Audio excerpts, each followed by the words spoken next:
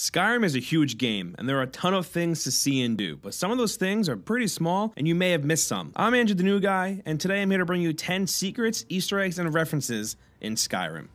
And before we get started, just to let you know, less than a year ago we covered Skyrim stuff in a more secret-oriented video by Falcon, so if you're looking for more, or you think we missed something, we linked it down below in the description. Up first, number 10, this is something small that I didn't notice at first, but if you use fire-based magic on water, the water will actually start to boil. Not on a river though, only on small, still bodies of water like a pond or a lake or even a little bucket of water. This is a really cool little attention to detail, and it's awesome that in a game of this size, Bethesda thinks of putting something small like this in. But imagine they took that small attention to detail and applied it to all the bugs they have in the game. Maybe we wouldn't have any of those. But then again, what's a Bethesda game without some silly bugs? And up next, number 9, after arriving in the city of Markarth, if you go find Endon's house, there's a shelf in the back of the room with a piece of sliced goat cheese, a row of garlic, and glow dust. And it's all arranged to look like a scene from Pac-Man. Like, you know, this Pac-Man eats the cheese and then there's little dots that he's trying to eat. It's a very obvious reference, and it's very hard to miss if you're actually in the house and you're looking for it. It's actually really funny and looks so strange and out of place, like it really doesn't belong, but it's a really fun find. I definitely recommend you go looking for it once you arrive in that city. And at number 8, if you head south of Rebel's Cairn, you'll come across a pile of rocks, and there's a sword sticking out of it, and this is obviously Skyrim's take on the sword and the stone myth. This is another one that's pretty easy to miss, seeing that it's out in the open world, but it's definitely one of those like, oh shit, look at that things. You know, it's a fun little find, and when you kind of stumble upon it, it's just like, oh, like,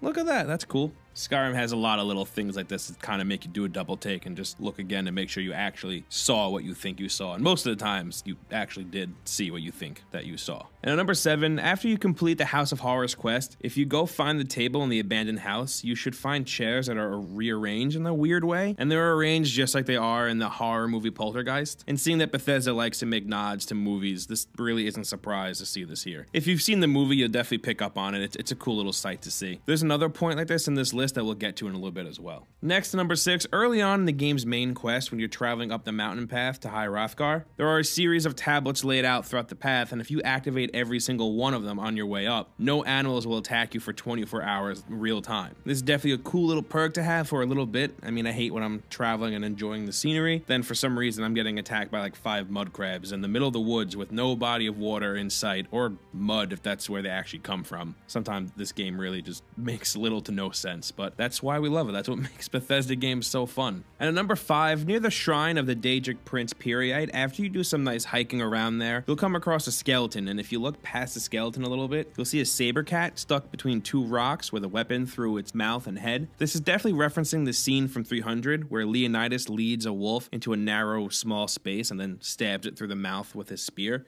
It definitely doesn't look as cool as that scene here in the game. I mean, it kind of looks a little goofy here. I mean, honestly, everything looks a little goofy in Skyrim, but I think that's part of its charm, part of what makes it what it is. Same thing with Fallout, how Fallout's just full of goofy things, lines, and you can even come across some really goofy stuff in that game as well. And next, number 4, if you travel a little northwest of Whiterun, you'll stumble upon a small, shallow lake. And in the middle of that lake, there's a skeletal hand emerging from the water, and it's holding a sword. This is definitely a nod to the King Arthur myth, where the Lady of the Lake presents Excalibur from the water, which is how King Arthur ends up getting his famous weapon. Also, the blade that the hand is holding, I'm pretty sure scales to whatever level you are. So if you're looking to get a free, I don't know, ebony sword maybe, I would go a little later on in your playthrough. Don't go too early, because then you're just going to get stuck with like poopy garbage iron sword, and I would much rather just wait and get a free expensive ebony sword towards the end of the game. So that's just what I would do personally. And up next, number 3, this is a little secret that will definitely benefit you if you play a stealth-based character. The Forsworn Briarhearts can actually be killed by pickpocketing the hearts out of their chest. This is something that I didn't notice until recently, which is weird because I always play a stealth-based character, but I've never been an up-close and personal player. I've always been into range attacks, but it's still a cool little trick. Seeing that their hearts are exposed in their character models, it totally makes sense that you could sneak up behind them, rip it out, and just kill them really quick. And I've always wondered why I was able to loot that part of them whenever I killed them, and now it just kind of all came full circle and makes complete sense to me.